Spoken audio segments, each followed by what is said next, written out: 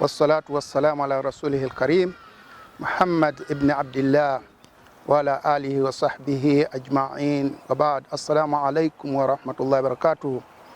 baganda bange mwenna abampuliriza, omusomo gwaffe tujja gusimbula mu bigambo by'omubaka sallallahu alaihi wasallama oyo omusomesa w'ensi yonna nabbi Muhammad sallallahu alaihi wasallama, nga gulina omutwe ogugamba nti ebintu bina senga omuntu aba abifunye, omuntu oyo aba talina kyajulirira mu nsi eno. Amakulu nti ensi aba agimazeeko, aba agimazeeyo yonna nga takyalina bwetaavu bwayo.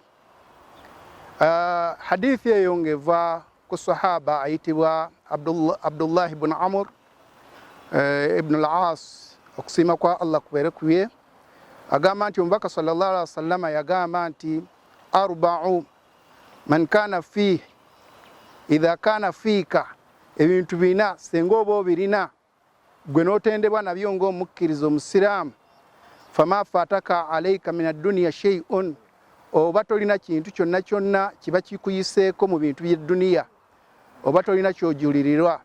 Ebintu ebyo ebina, ekisooka n'agamba nti sidqul hadith, sidqu al hadith, omuntu okubanga oyogera mazima, oyogera amazima. Amazima gano olina okubeera nga otendebwa nago eri amazima eri bantu banno, amazima go eri Allah tabaraka wa ta'ala, nga bw'oba omugamba nti ndi musiraamu, obeera musiraamu wannamaddala nga omukkiriza nti Allah ali omu era talina kimugattikako, nga kyoyogera era kyekiri ne mu mutima, kyekiri mu bikolwa. Osidikul hadith ma annas, okubeera nga oli w'amazima eri bantu banno, toli wa bulimba, toyogera bulimba, tolimbira ku ssimu, tolimbira mu mbeera yonna yonna mbu olw'okuba oyagala oyitewo. Ensonga ey'okubiri wa adaul amana, okutuukiriza obwesigwa. Allah tabaraka wa ta'ala yatutonda n'atuwa obwesigwa obw'okukuuma ensi eno, yabukwasa omuntu mwana Adamu, yabutukwasa ffe. Kati obwesigwa obwo bwe bw'okuba tulina okukuuma ebintu ebirimu byonna byonna nga tubikozesa mu makubo Allah tabaraka wa ta'ala ge yalagira, okubanga ebisolo, ebinyonyi, ebiti, bantu bannaffe bonna bonna tubenga tubayisa bulungi, n'okutuukiriza obwesigwa obwannamaddala bwennyininyini obw'okubanga tulina okwesinza Allah tabaraka wa ta'ala omu yekka nga tetumugattikako n'ekintu ekirala.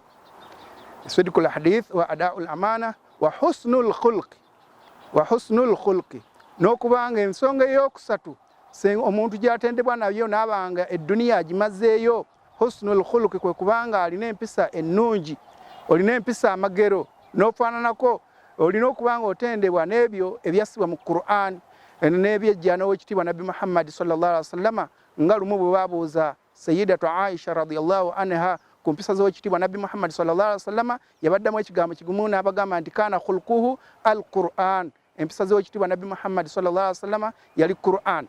Kakati kyoyogera kyagala kikufaanane, buli lw'obanga olina ensonga yonna yonna gy'obanga oyogedde, oba empisa oba osomesa, oba oli mu mulimo gwonna gwonna, oba oli kugamba bantu butalya nguzi, ekintu ekyo kisooke kukulabikako ggwe, abantu tumala ne tukussaako amaaso. Husnul khulqi, okulongoosa empisa zo zirongoose wakati wo ne Allah tabaraka wa ta'ala, obenga omwesinza, oleka ebyo ebya haramu bye yaziyiza, okole ebyo bye yakulagira, okitegeere nti oli muddu we.